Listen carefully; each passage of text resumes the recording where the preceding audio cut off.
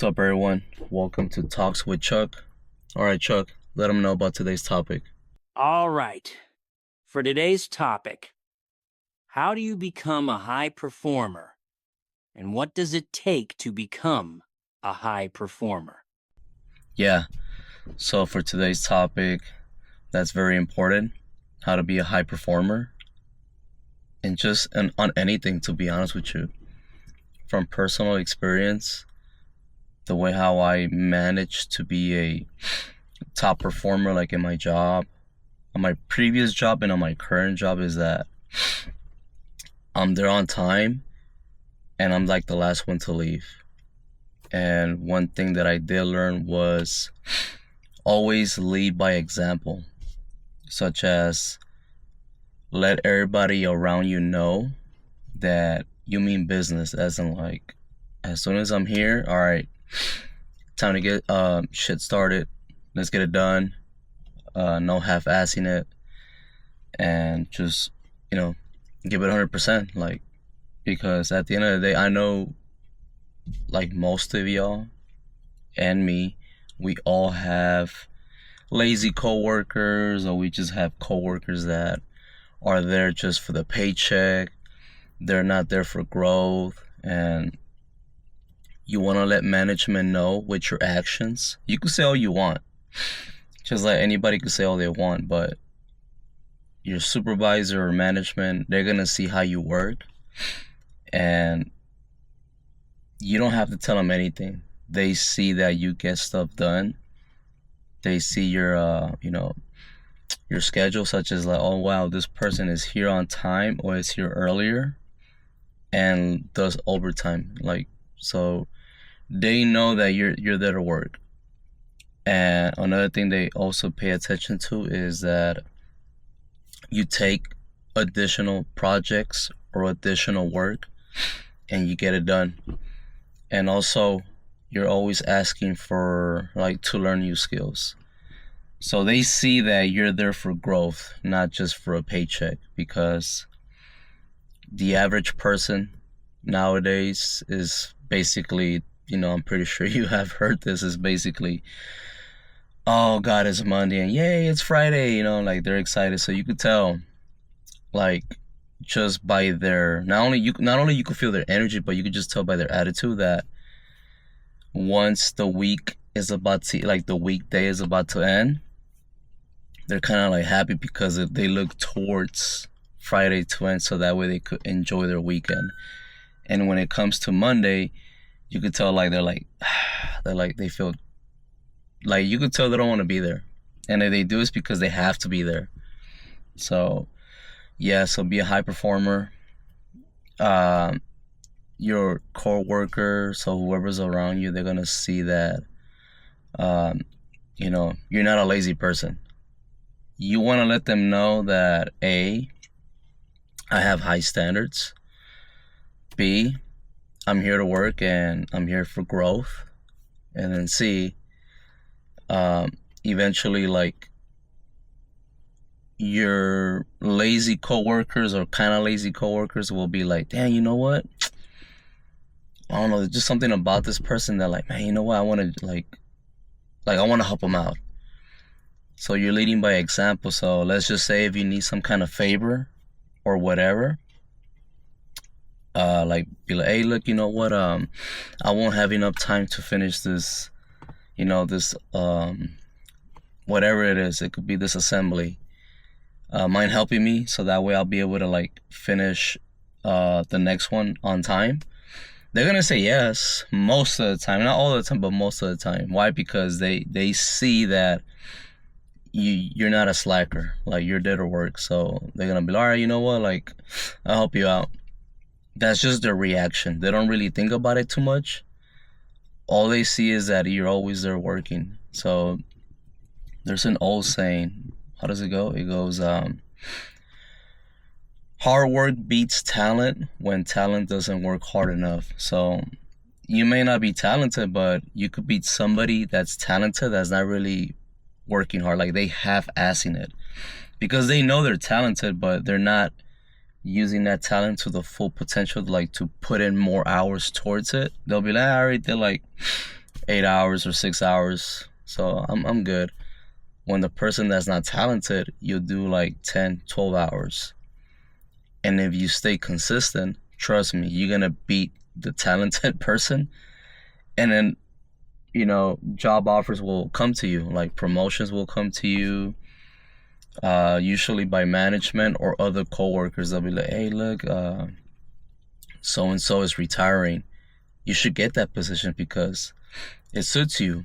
Oh, you know what? You should get it because you have not only the potential, but you have the skills for it. So, yeah, so always stay on top of things, be a high performer, don't slack. Don't be a lazy slacker. Now remember this. There are a lot of things in this world we just don't have no control of. But what you can control is the way you show up, your attitude, the way you perform, and being disciplined towards your goals. This is a day-to-day basis. Stay in control and check yourself at times when you need to. Yes, like what Chuck said.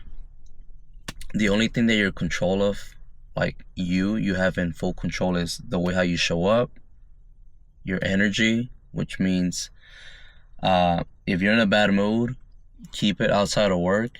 And when you're in work, whatever problems that you're dealing with at the household or whatever, it stays there. Do not bring it to work. So, yeah. So bring that positive vibe to your job. And last but not least, just make sure you're at you're at a good mind state, that you're there to help. People will be there to help you or not, and just get work done. Also, one more important thing. You must provide value, not just outperform everyone. Be an asset, not a liability. That is how you become irreplaceable at your job. Bringing value to the table is what separates you from everyone else. Yep, Chuck has a point. That was me that is still me currently, such as I do my best to provide value for the company, because let's face it, anybody else could do overtime. Anybody else could do an extra 2 hours, 3 hours, 4 hours, total of 12 hours, right? For the full day. Let's just say that. Here's how you separate yourself from them. And this is how I did it, is just be resourceful. Whatever job you have, it could be logistics, medical field, dentist, office, whatever. Try to find clever ways to speed up the process of doing certain things.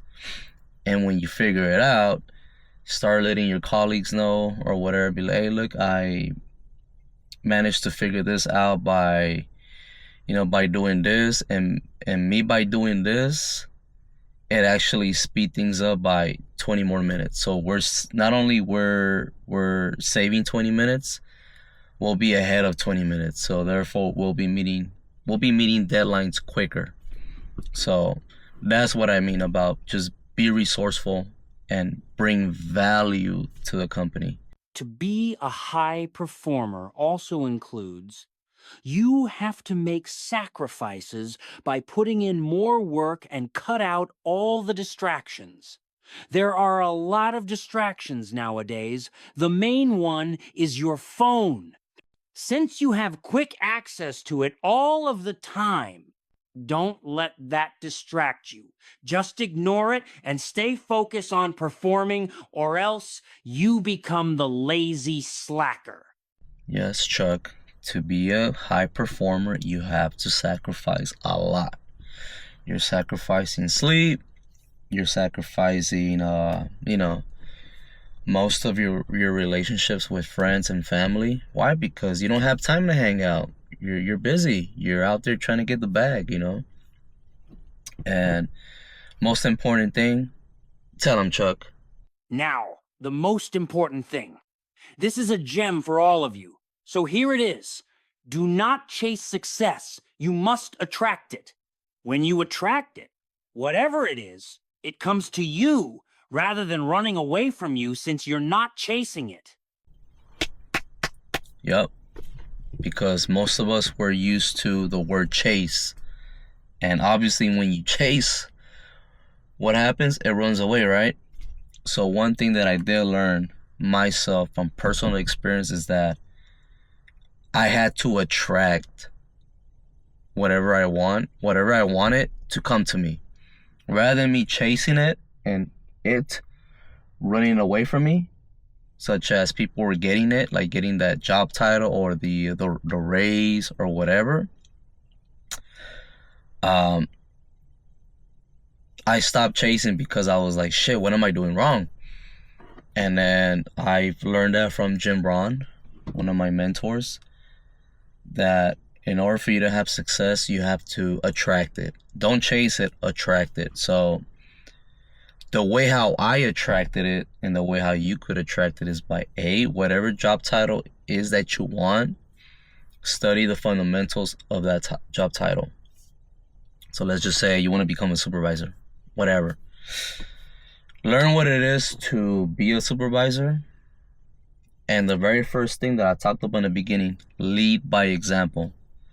So in order for you to be like in the leadership role and be a good leader is lead by example. So you want to make sure that everybody around you sees that you're there before them and you're still there when they leave, all right? Just so whenever that job opening, it's open, like that job is open, a lot of the people that see you hustle and work and they see that you're a good leader and you lead by example, they'll be saying like, hey, you should go for it, like, and stuff like that happens because now you're attracting it. Then before, if you weren't doing none of that and you apply, they'll probably be like, good luck. Hopefully you get it. There's a difference between people telling you go for it and people not really, encouraging you to go and go like apply for it. So that's just from personal experience. So attract it. So whatever it is that you're trying, job or whatever goal it is, make sure you attract it by you working on yourself and learning those skills, which are the fundamentals skills to get whatever job title position that you want. So that's one highly recommended fundamental that I want you to implement in your brain. Don't chase, attract. Because when you attract it, it comes to you. It comes to you without not even you wanting it no more. It just comes to you. And I'm telling you, it has happened to me numerous times just by experience, because I did the hard work. I put in the time, I put in the effort, and I was also showing that I was willing to learn and I was there for growth. And if you apply that, trust me, it's going to work. It's not going to happen overnight. Trust me. It's going to take you, I don't know, it could be a year, 2 years, 3 years, whatever, but just keep doing that. Also, by you leading by example is a great way for you to start leading others. People in general will allow you to lead them when they see you leading by example. Be the first one to show up and the last to leave. Be the one taking tough challenges and be resourceful by improving weak areas at your job. Like my boy said, it's not going to happen overnight. Just be patient and it will come to you. So yeah, just do that, implement all that, and trust me, one day you're just gonna go to work one day and all of a sudden you clock in the next 5 minutes, your supervisor or manager just says, hey, can I have a word with you? And then you'll be like, oh yeah, sure. And then you're in the back of your head, you're like, fuck, what the fuck did I do? Like, did I misread an email? Whatever it is your job title is, or did I damage a customer's car by, if you're a mechanic, whatever. And then, he or she tells you, hey, you know what? There's gonna be a position opening pretty soon, and honestly, your name came up by numerous people, and the job title is, etc. And if you're interested, I will send you the link for you to apply or whatever. Give me whatever it is, your resume, whatever type of job you have. and then we'll set up an interview for you. And the next thing you know, you do your interview, you ace it, and by the time you know it, you get the job title, and you're like, fuck, I wasn't really chasing it no more. It just happened. So that's the magic of attraction. So please, whatever you want, attract it. All right, don't chase it, attract it. So be a hard worker, be on time, be the first one to show up and the last one to show out. So yeah, let people know that you mean business. All right, so we're gonna end it right here. Ready, Chuck? Peace out. Peace out, y'all.